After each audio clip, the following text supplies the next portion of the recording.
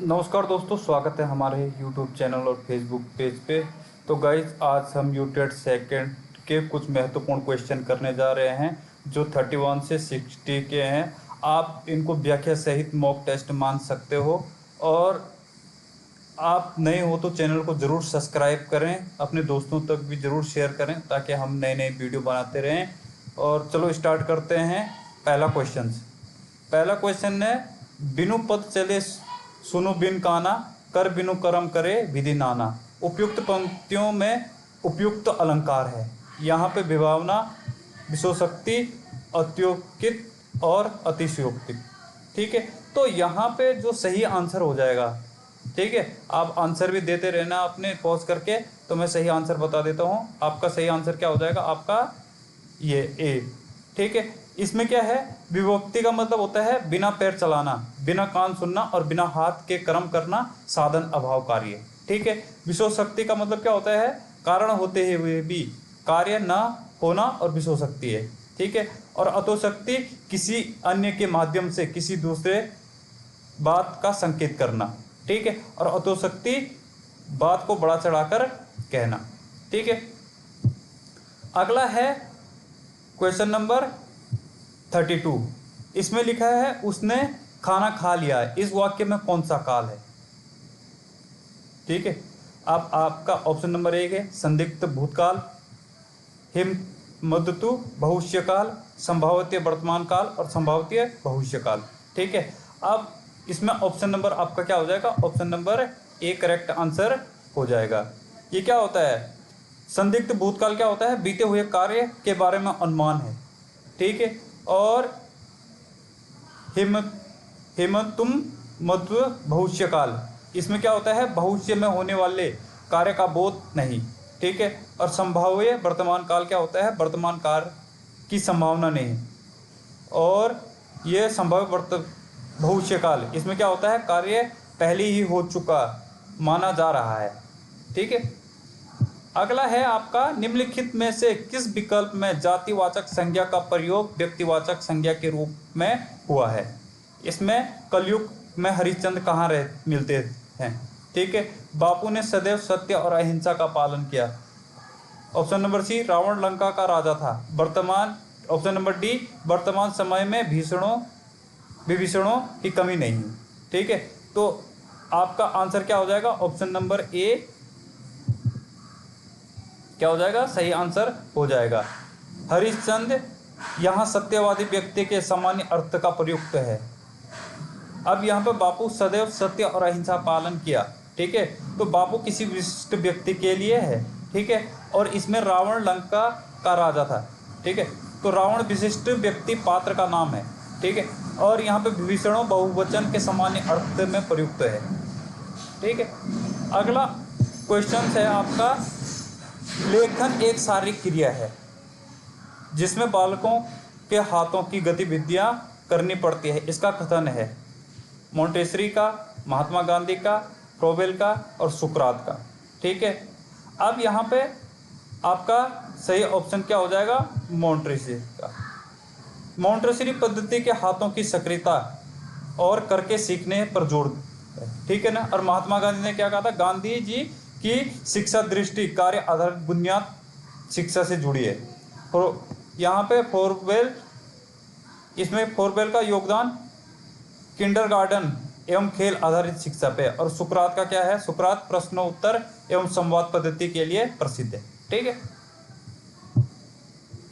अगला है आपका 35 क्वेश्चन, राष्ट्रीय शिक्षा नीति 2020 की अनुशंसा पर बुनियादी स्तर हेतु बुनियादी साक्षरता और संख्या ज्ञान के लक्ष्यों की प्राप्ति हेतु कौन सा अभियान चलाया गया? पढ़े भारत, बड़े भारत, निपुण भारत, यहाँ पे साक्षर भारत और उल्लास। ठीक है, तो यहाँ पे ऑप्शन नंबर ए क्या हो जाएगा, आपका करेक्ट आंसर हो जाएगा। इसमें नहीं, ऑप्शन नंबर बी। ठीक है, इसमें ऑप्शन नंबर क्या हो जाएगा, आपका बी। ठीक है, ऑप्शन नंबर क्या हो जाएगा, आपका बी, पढ़े भारत, बड़े भारत। ठीक है, तो यहाँ पे पढ़ने को प्रोत्साहित करने वाली पहल है, ठीक है। और यहाँ पर निपुण भारत, निपुण भारत में क्या था, NIPUN भारत में संबंध फाउंडेशन लिटरेसी और न्यूमरेसी से है। और ये साक्षर भारत, साक्षर भारत में क्या है, अलग साक्षरता कार्यक्रम। और उल्लास में क्या है, उल्लास एक वयस्क शिक्षा से संबंधित की पहल है, ठीक है। अगला आपका, जिन व्यंजनों के उच्चारण में जीभ और नोक ऊपरी दांतों का स्पर्श करती है उन्हें कहते हैं, ठीक है। अब यहाँ पर कोमल तालव्य व्यंजन, तालव्य व्यंजन, मूर्धन्य व्यंजन और दंत्य व्यंजन, ठीक है। क्या बोला है, जिन व्यंजनों के उच्चारण में जीभ की नोक ऊपरी दांतों का स्पर्श करती है उन्हें कहते हैं, ठीक है। तो आपका देखो, कोमल तालव्य व्यंजन क्या होता है, जो तालु से संबंधित होता है, ठीक है। ऑप्शन नंबर ए क्या हो जाएगा आपका गलत। तालव्य व्यंजन, तालव्य व्यंजन क्या होता है, तालव्य ध्वनियाँ तालु के पास बनती है। और मूर्धन्य, अब यहाँ पर मूर्धन्य व्यंजन क्या होते हैं, मूर्धन्य में जीभ मूर्धा की ओर मुड़ती है। और दंत्य क्या होता है, दांतों के संपर्क में से बनने वाले व्यंजन दंत्य कहलाते हैं, ठीक है।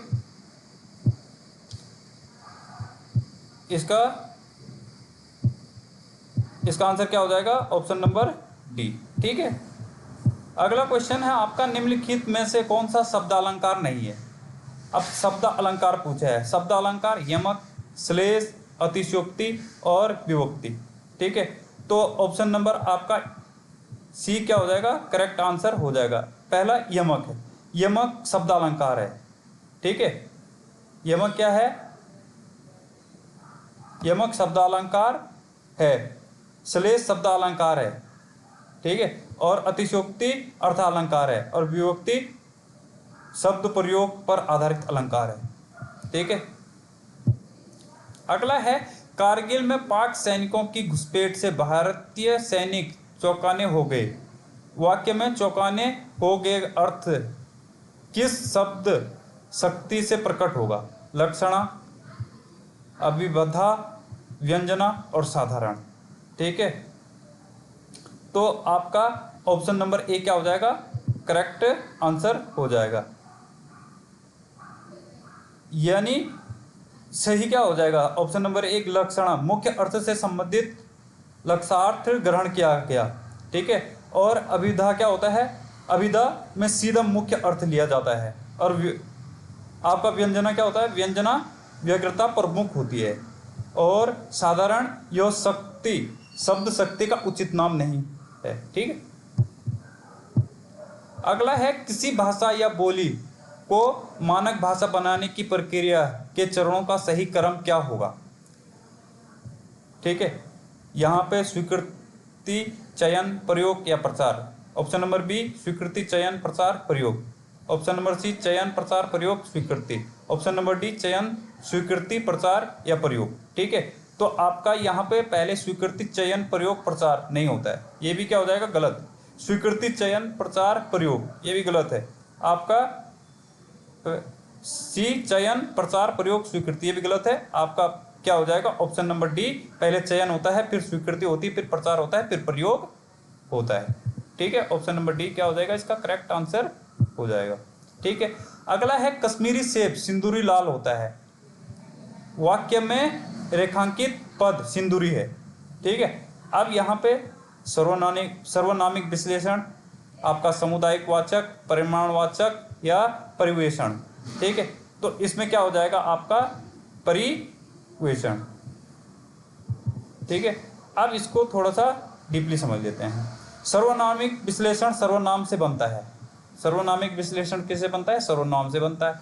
आपका सामुदायिक वाचक समुदाय का बोध नहीं है, ठीक है। परिमाणवाचक, इसमें मात्रा नहीं बनता है, ठीक है। और यहाँ पे परिविशेषण, परिविशेषण क्या होता है, इसमें जो सिंदूरी की बात करी है, सिंदूरी लाल की विशेषता और स्पष्ट करता है, ठीक है, तब परिविशेषण कहा गया इसको। अगला है, निम्न में से कौन सा प्रद्व शब्द का चयन कीजिए, ठीक है।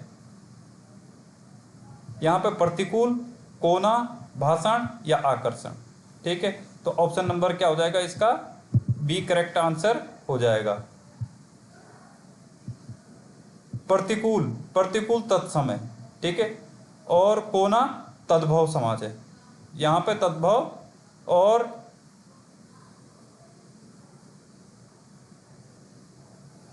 तद्भव समाज, और ये भाषण ये तत्सम नहीं है, और ये भी तत्सम, ये दोनों, ये और ये तत्सम है, बाकी ये तद्भव है और ये क्या है आपका तत्सम, ठीक है।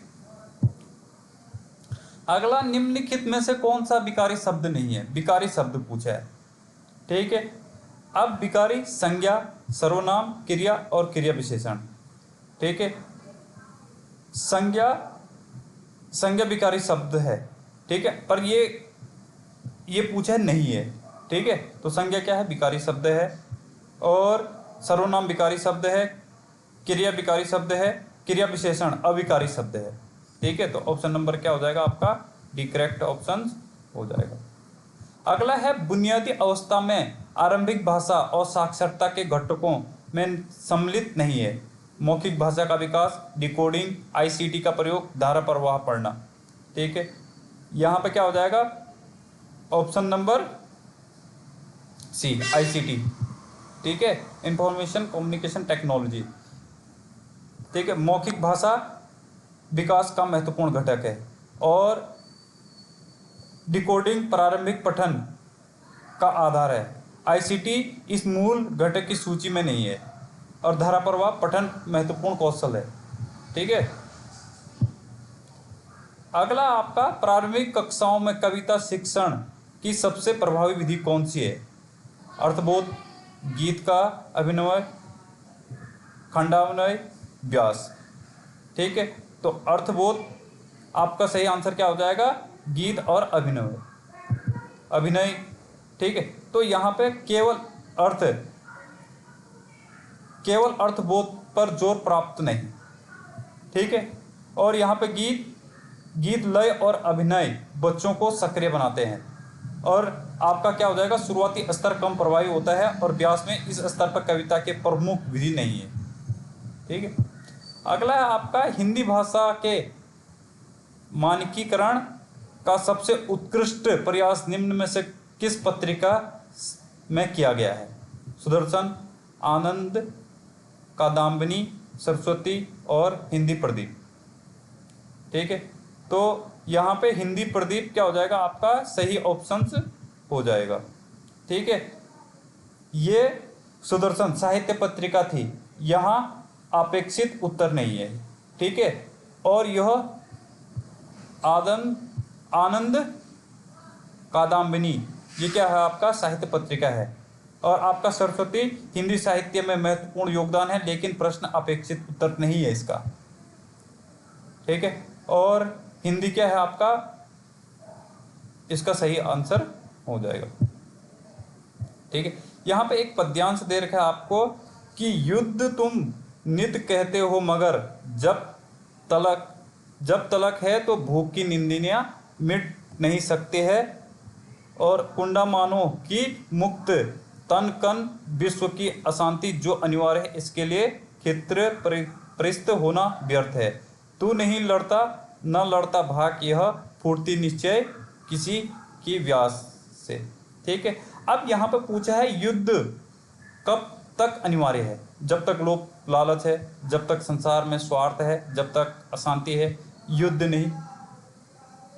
नहीं है, ठीक है। तो यहाँ पर आपका क्या हो जाएगा? सही उत्तर सी, ठीक है, जब तक अशांति है। कविता में अशांति रहने युद्ध की अनिवार्यता का भाव है। अगला है आपका, परिस्थ का अर्थ क्या है? परिस्थ का अर्थ है ईर्ष्यालु, दोषी, अपमार्जन या दुखी, ठीक है। तो इसमें क्या हो जाएगा आपका? दुखी सही आंसर हो जाएगा, ठीक है। ईर्ष्यालु क्या होता है? ईर्ष्या करने वाला। दोषी कौन होता है? अपराध करने वाला। अपमार्जन कौन होता है? हटाने या युद्ध करने वाला। और परिस्थ कौन होता है?